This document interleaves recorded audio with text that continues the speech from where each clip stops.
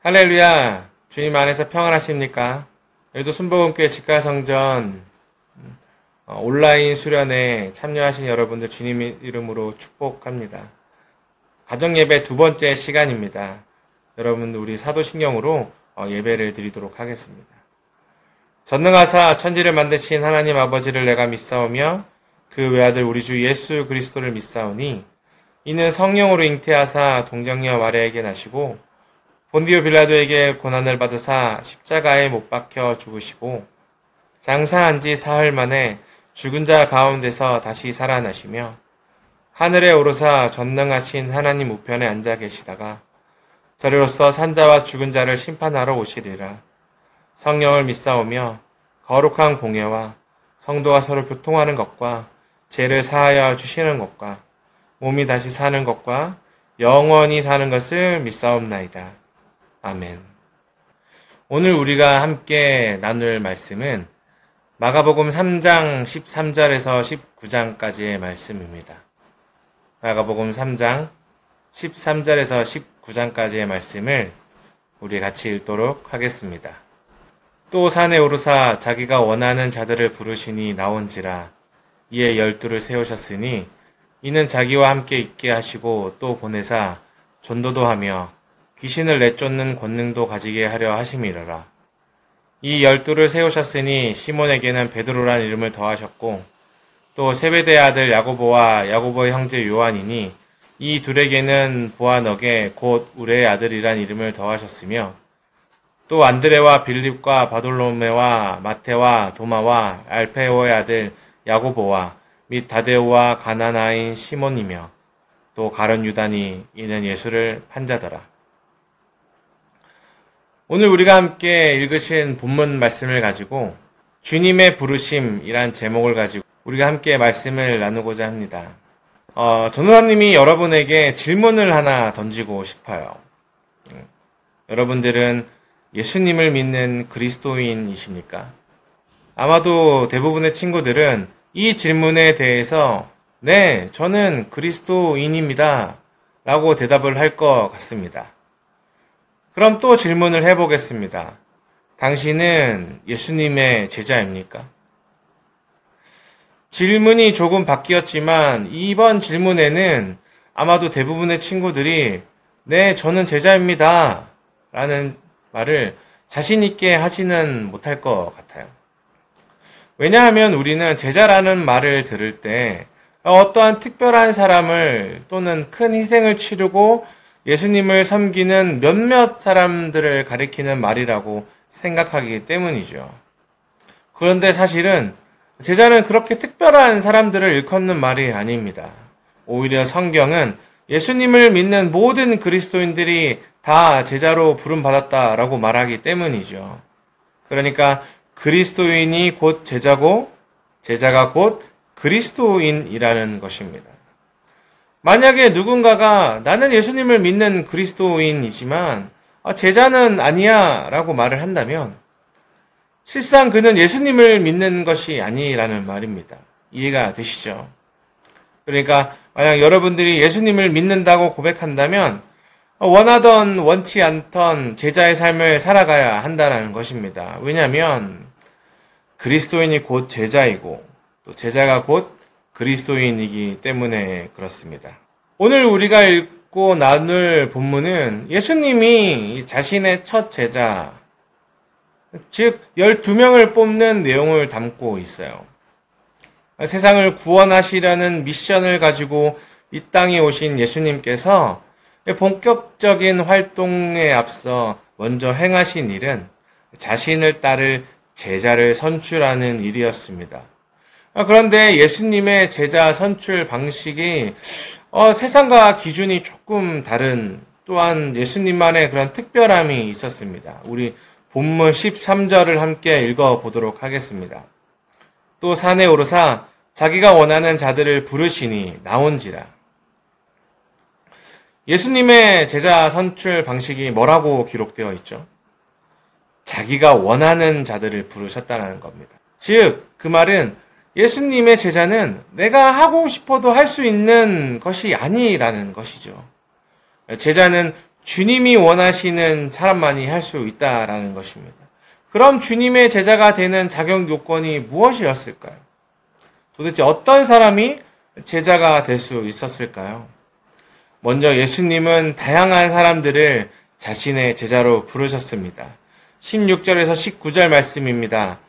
이 12를 세우셨으니 시몬에게는 베드로란 이름을 더하셨고 또 세베대 아들 야고보와 야고보의 형제 요한이니 이 둘에게는 보아너게 곧 우레의 아들이란 이름을 더하셨으며 또 안드레와 빌립과 바돌로메와 마테와 도마와 알페오의 아들 야고보와 및 다데오와 가나나인 시몬이며 또 가룟 유다니 이는 예수를 판자하더라.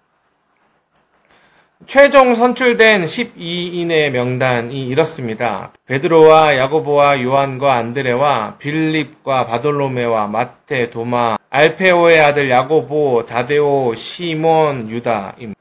그런데 재밌는 것은 이 12명의 공통점은 이스라엘 사람이라는 것 빼고는 없습니다. 전부 다른 성격과 전부 다른 직업들과 전부 다른 생각들을 갖고 있는 다양한 사람들이라는 것이죠. 먼저 이 12명은 성격이 모두 달랐어요. 이 수제자 베드로는 나서는 것을 좋아했어요. 야고보와 요한은 성질이 얼마나 더러운지 이 별명이 번개의 아들이라고 합니다. 빌립이란 제자는 거의 논리왕 수준이었고 도마는 의심이 많았습니다.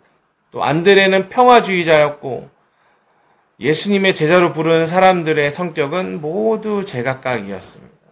성격만 다를까요? 이 12명의 직업도 다 달랐습니다. 베드로와 야고보와 그리고 요한의 직업은 어부였고요. 마태는 세리였습니다. 시몬은 사회운동가였어요. 성경에 나와 있진 않지만 유다는 아마도 회계 관련 업무를 했을지도 모릅니다. 그리고 직업이 다르다는 것은 이 사람들의 생활 수준 또한 달랐다는 것을 보여주고 있다는 것이죠. 어떤 제자는 가난하게 자랐을 것이고 어떤 제자는 금수저라 부유한 생활을 했을 것입니다. 마지막으로 가치관도 너무나 달랐어요. 제자 중에 한 명인 이 가나나인 시몬은 다른 복음서에서는 열심당 시몬이라는 표현을 합니다. 열심당은 이스라엘의 독립을 위해 싸웠던 독립운동가의 모임이었어요. 이 열심당은 독립을 위해서라면 테러도 저지를 수 있는 과격한 단체였습니다. 가나나의 시몬이 바로 이 단체에 소속된 사람이었다라는 것이죠. 그런데 동시에 예수님의 제자 중에서 로마 제국의 빌부터 먹고 사는 세리도 있었다라고 합니다. 바로 마태복음을 기록한 제자 마태가 바로 그 사람이었어요. 그러니까 우리나라로 치면 이 독립운동가와 이 친일파가 함께 예수님의 제자로 부름받았다라는 것이죠. 달라도 너무 다른 애들을 예수님은 부르셨던 겁니다. 그러니 서로 다른 이 12명이서 얼마나 싸웠겠습니까? 당연한 일이죠.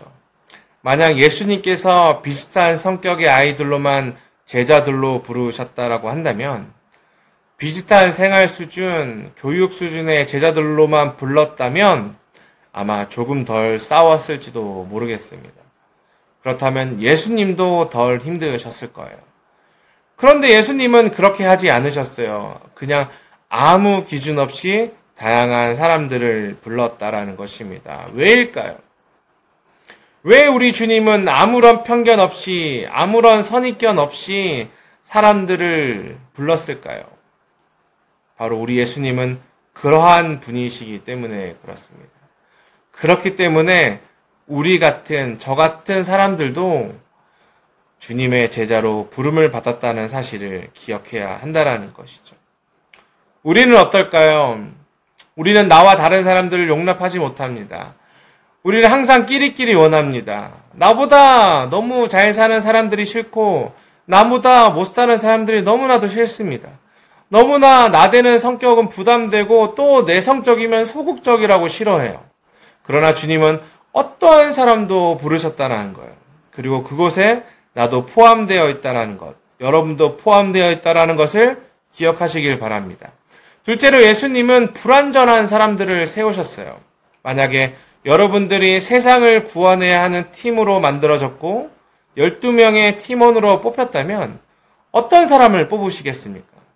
멍청하고 비리비리하고 뭔가 나사 하나 빠진 애들을 뽑았겠습니까? 아니면 체력도 준수하고 공부도 잘하고 싸움도 잘하고 성격도 좋고 그런 애들을 뽑았겠습니까? 당연히 후자겠죠.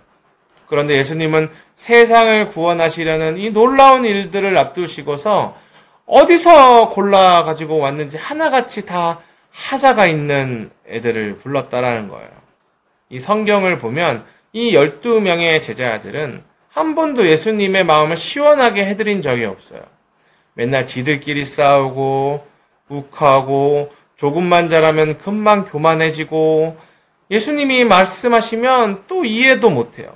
거기에 더해서 심지어 예수님이 잡히시던 날에 모두 뿔뿔이 흩어지고 예수님께 도망가버리고 맙니다. 그런데 성경은 이렇게 불완전하고 미숙한 사람들을 제자라고 부르고 있습니다. 정말 이런 사람들이 우리가 알고 있는 제자일까요? 최근에 전도사님이 우리 교회 중고등부 친구랑 이런저런 상담을 한 적이 있습니다. 이 친구가 고민을 있다고 해서 하길래 뭐냐고 물었더니 그랬더니 자신은 교회를 다니지 않는 친구들과 함께 노는데 그 친구들 앞에서 교회 다닌다고 이야기하지 못하겠다라는 거예요. 그래서 제가 이렇게 물었죠. 왜? 너 교회 다니는 게 부끄러워? 그랬더니 이 친구가 이렇게 말하는 겁니다. 전도사님, 교회 다니는 것이 부끄러운 것이 아니고요. 제가 교회를 다니는데 안 믿는 친구들이랑 다른 게 전혀 없어요. 똑같이 놀고 똑같이 욕하고 똑같이 나쁜 짓을 하는데 어떻게 교회 다닌다고 말할 수 있겠습니까? 만약에 여러분들이 전도사님이라면 이 친구에게 뭐라고 대답해줘야 할까요? 저는 이 친구들의 고민에 대한 답이 오늘 본문에 나와 있다고 생각합니다. 오늘 예수님이 어떠한 사람을 부르셨습니까? 완전한 사람이 아니라 불완전한 사람을 부르셨다라는 거예요. 왜요? 누가복음 5장 32절입니다. 내가 의인을 부르러 온 것이 아니요 죄인을 불러 회개시키러 왔노라. 주님의 관심은 우리가 얼마나 완전한가에 있지 않습니다. 오히려 주님은 지금 우리 모습이 불완전하지만 그런 우리가 주님을 닮아 완전한 데 이르기까지 그렇게 원하시고 있기 때문이죠. 예수님의 부르심을 받은 이 부족한 12명의 제자들이 이후에 어떻게 되는지 아시나요? 주님의 부활을 목격한 증인이 되어서 자기의 목숨을 버리면서까지 예수를 전하고 또 세계 곳곳에 복음을 전하는 자들로 변화가 되었다라는 것이죠. 혹시 예수님을 믿지만 여전히 부족한 내 모습 때문에 낙심하고 계십니까? 괜찮아요. 주님은 완벽한 사람을 제자로 부른 것이 아니에요. 부족한 사람을 제자로 부르셔서 고치고 변화시켜 주시는 분이십니다. 중요한 것은 우리가 그 제자의 길을 포기하지 않아야 한다는 것이죠. 19절을 한번 볼까요? 또 가룟 유다니 이는 예수를 판자더라. 주님이 부르신 이 12명의 제자 중 한 명은 예수님을 판 가룟 유다였습니다. 똑같이 제자로 부름을 받았지만 배신자로 끝을 마무리한 사람이죠. 주님이 우리를 제자로 부르셨어도 우리가 주님을 떠나 이 제자의 길을 포기하면 끝인 거예요. 가룟 유다는 중간에 포기했던 겁니다. 우리도 마찬가지입니다. 주님은 여러분들을 제자로 부르셨습니다. 그 부르심이 있었기에 오늘 우리가 예배하고 있는 것이죠. 그런데 오늘 예배했다고 10년 뒤에, 20년 뒤에도 내가 여전히 예배 자리에 있을 거라고 장담할 수는 없습니다. 누군가는 끝까지 제자의 부르심을 응답할 것이고 누군가는 유다처럼 주님을 떠날 수도 있어요. 그러나 저는 간절히 소망합니다. 여기 있는 친구들, 우리 여의도 순복음교회 직할성전 조인과 세움에 이름을 올린 이 모든 여러분들이 끝까지 제자의 삶을 완주하기를 기도하는 것이죠. 말씀을 마치려고 합니다. 오늘 주님은 제자들을 부르셨어요. 아무런 편견 없이, 아무런 선입견 없이 불완전하고 이 미숙한 자들을 제자로 불러주셨다라는 거예요. 그렇기에 지금의 우리도 주님의 제자로 주님을 따라가고 있다라는 것이죠. 주님의 부르심을 가벼이 여기지 마시길 바랍니다. 끝까지 주님을 따라갑시다. 그렇게 우리가 끝까지 제자의 길을 걷는다면 이 주님도 끝까지 우리를 붙잡아 주시고 변화시켜 주실 것이라는 것이죠. 지금 온라인 수련회를 하고 있는 기간 동안입니다. 정말 열심히 잘 해주고 있어서 전사님은 너무나도 기쁘고 너무나도 감사한 마음이 있습니다. 혹여나 시작하는 목적이 전부 다를지라도 이 하나님을 만나는 그런 결과는 같기를 소망합니다. 늘 기도하고 주님의 제자 되는데 노력하시는 여러분 되시기를 주님 이름으로 소원합니다. 기도하시겠습니다. 사랑하는 하나님 아버지 감사합니다. 우리 여의도 직갈 성전의 모든 조인과 세움 지체들이 이 주님의 부르심을 받아 한 마음으로 주님의 길을 걸어가길 소원합니다. 서로 다른 모습과 서로 다른 가치관이 있다고 할지라도 예수님께서는 아무런 편견 없이 우리를 불러주시고 사랑한다 말씀해 주시니 너무나도 감사합니다. 우리도 주님을 사랑할 수 있게 도와주시옵소서. 그래서 주님의 길을 걸어가며 주님이 우리에게 행하신 일들을 기억하며 따라가며 참된 제자의 삶을 살아가는데 부족함 없게 도와주시옵소서. 주님 오시는 날을 기억하며 주님만 바라보며 또 우리 조인과 세움이 될 수 있는 능력과 지혜를 허락하여 주시옵소서. 수련의 기간 동안입니다. 맡은 바 열심히 참여하는 이 주님의 자녀들을 축복하여 주시고 살아가는 데 지혜를 허락하여 주셔서 있는 곳마다 인정받고 사랑받는 주의 자녀 될 수 있도록 인도하여 주시옵소서. 예수님 이름으로 감사하며 기도드렸습니다. 아멘. 할렐루야. 주님 이름으로 축복합니다. 여러분들 많이 덥고 여러 가지 힘든 가운데서도 우리 코로나가 더 또 확산되는 이 가운데서도 여러분들 주님 알아가는데 노력을 다해 주셔서 너무나도 감사드리고요. 지금 이제 수련회가 반환점을 돌고 있는 시점이지만 다시 한번 마음을 굳게 다잡고 또 다시 시작하는 마음으로 더욱 열심히 하는 여러분들 되시길 바랍니다. 자, 그럼 우리 주기도문으로 예배를 마치도록 하겠습니다. 하늘에 계신 우리 아버지여, 이름이 거룩히 여김을 받으시오며 나라가 임하시오며 뜻이 하늘에서 이루어진 것 같이 땅에서도 이루어지이다. 오늘날 우리에게 일용할 양식을 주시옵고 우리가 우리에게 죄 지은 자를 사하여 준 것 같이 우리의 죄를 사하여 주시옵고 우리를 시험에 들게 하지 마시옵고 다만 악에서 구하시옵소서. 대개 나라와 권세와 영광의 아버지께 영원히 싸움나이다. 아멘.